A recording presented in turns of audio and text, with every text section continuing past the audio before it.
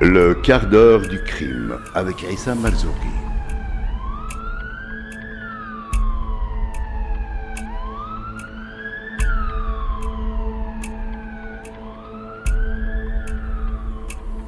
Aujourd'hui, le crime du comte de Horn.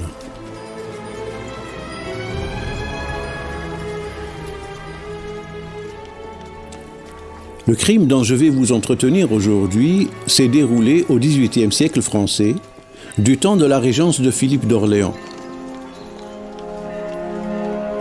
Le roi est mort! Lorsque Louis XIV décède en 1715, à l'âge de 77 ans, on trouva des difficultés à nommer son successeur. Son fils et son petit-fils ayant disparu avant lui, et son arrière-petit-fils, le futur Louis XV, n'étant encore âgé que de 5 ans. On confia donc le pouvoir transitoire, appelé régence, à Philippe d'Orléans, neveu de Louis XIV, qui devait régner jusqu'à sa mort en 1723. Vive le roi!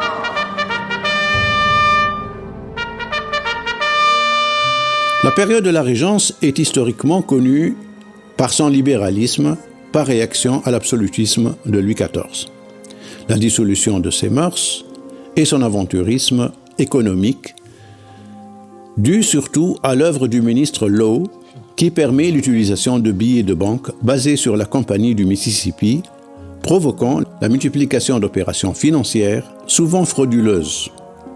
C'est dans cette atmosphère particulière qu'a été commis un des crimes les plus célèbres du XVIIIe siècle français, celui en 1720 du comte de Horn. Ce noble criminel n'est pas en fait français, mais est natif des Provinces-Unies dans la Belgique actuelle. C'est Antoine Joseph, fils cadet du prince de Horn, né à Bruxelles en 1697. Il appartient donc à la haute noblesse et son père aligne une série de titres prestigieux, dont ceux de Grande Espagne de première classe, amiral héréditaire de Zélande, prince et grand veneur héréditaire du Saint-Empire romain germanique, prince, souverain et comte, etc. Sa mère est aussi de grande noblesse, Antoinette de Ligne. Et le frère aîné d'Antoine, Maximilien, semble mériter naturellement l'héritage de tant de titres. Or, Antoine Joseph ne ressemble pas à son frère, car il est indiscipliné et d'un caractère exécrable. Il est également fermé aux études et se montre d'un tempérament extrêmement nerveux. De même, ses idées religieuses le conduisent vers la mécréance et le rejet de l'Église. Cet enfant de grande noblesse est, somme toute, un mauvais sujet qui, très jeune, commence à s'adonner à la boisson et à la débauche et à fréquenter, plus que de raison, les milieux du vice et semble préférer la compagnie des marginaux à celle des aristocrates. Bref, fort de la fortune de son père et de l'impunité que lui garantit son nom, il plonge à corps perdu dans l'univers du plaisir sans tenir compte de son statut d'aristocrate au désespoir de son père.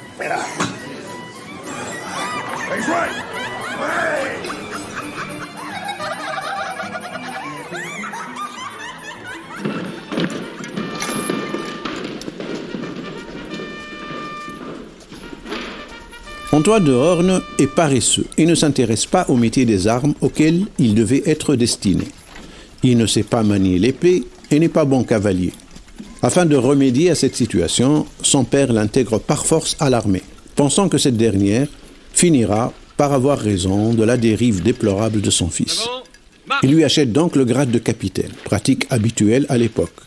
Et son fils se trouve du jour au lendemain à la tête d'une compagnie d'une centaine d'hommes dans un régiment appelé le régiment de la Cornette Blanche.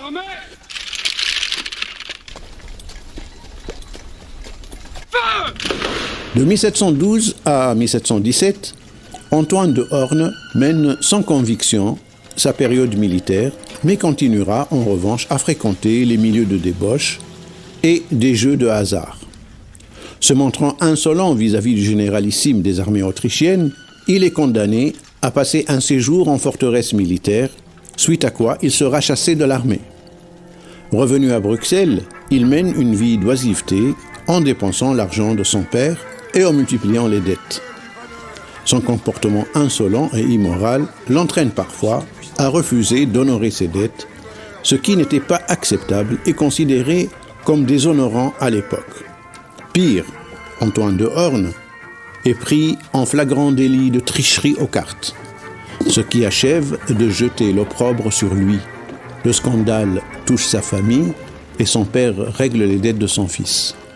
Le milieu aristocratique finit par rejeter le mauvais sujet dont un tribunal d'honneur juge qu'il est désormais perpétuellement indigne de porter l'épée, ce qui entraîne désormais le refus de quiconque de fréquenter Antoine de Horn. Son père lui ordonne enfin de quitter définitivement les Pays-Bas. Naturellement, Antoine de Horn se dirige vers Paris, la ville des plaisirs et du libertinage sous la Régence. C'est là que tous les aventuriers d'Europe convergent dans l'espoir de cueillir une part du gâteau que permettent les nouvelles spéculations financières induites par le système du ministre Law. Sur place, Antoine de Horn découvre que sa réputation de tricheur déshonoré l'a déjà devancé et son milieu, l'aristocratie, qui devait normalement l'accueillir, le rejette et, déçu, il constate que même les bourgeois refusent de le recevoir. Antoine de Horn est désormais un paria et un déclassé.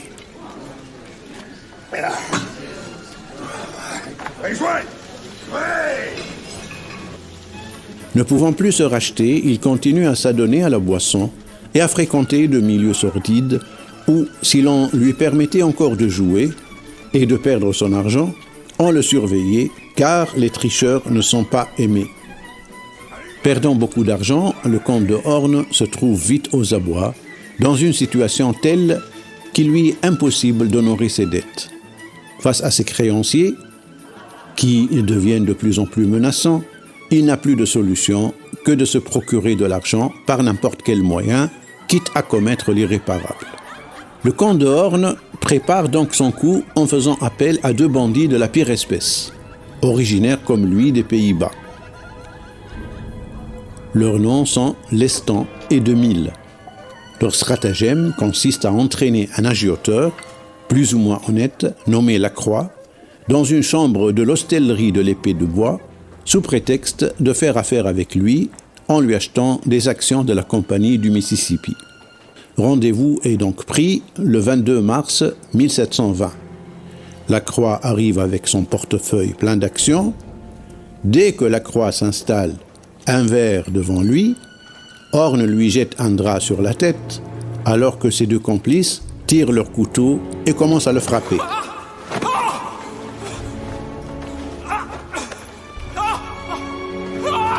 Le malheureux commence à hurler de douleur, et ses cris sont si forts qu'il risque d'alerter toute l'auberge. Les bandits continuent à le frapper sans arriver à le faire taire.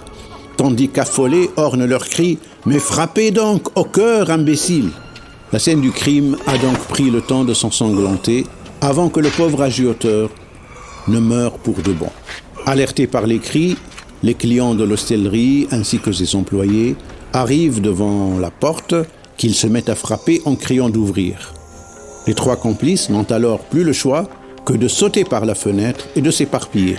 Demille se trouve immobilisé par une blessure qu'il attrape en atterrissant et est immédiatement arrêté, alors que Lestan arrive à s'enfuir.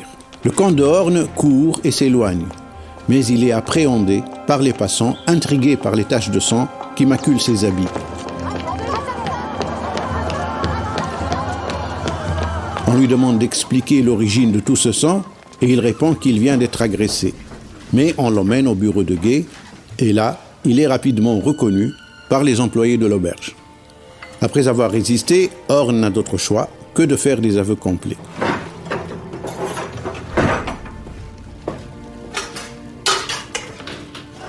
À l'époque où se sont déroulés les faits, les crimes étaient assez fréquents dans les bas-fonds parisiens et on ne tenait pas rigueur aux aristocrates qui en commettaient pour des raisons d'honneur ou, plus simplement, parce qu'ils se considéraient comme lésés. Or, le problème avec le crime de la rue Quincampoix, c'est qu'il est sordide et qu'il a été commis pour de l'argent, ce qui est indigne d'un noble. Ajoutons à cela qu'il a été commis un vendredi saint, chose qui ne peut qu'amplifier le scandale. Le régent intervient pour que le procès se déroule vite et que la sentence soit exemplaire. Le jugement a donc lieu le 26 mars 1720. Le tribunal, veuillez vous lever s'il vous plaît. Le comte de Horn et son complice de Mille sont condamnés à mort, l'instrument de l'exécution étant le supplice de la roue. Sous l'Ancien Régime, les nobles étaient condamnés à être décapités, mais ce privilège a été refusé au comte de Horn. Le supplice de la roue était le plus douloureux et consistait à attacher le condamné à une croix, puis à utiliser une barre de fer pour lui briser les membres en 14 coups. Enfin, à le laisser agoniser face au ciel. Les nobles parisiens ont été horrifiés d'apprendre qu'un des leurs a été condamné à ce supplice infamant. Messieurs, allons-y. En avant. Marche.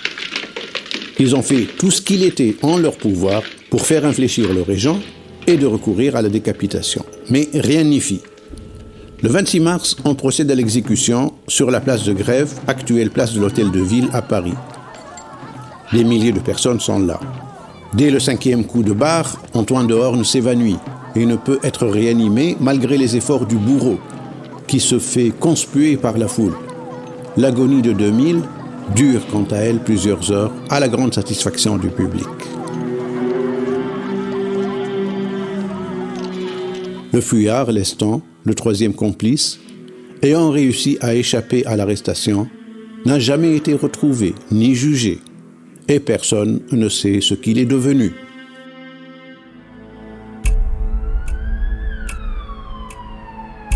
Le quart d'heure du crime avec Aïssa Malzouri.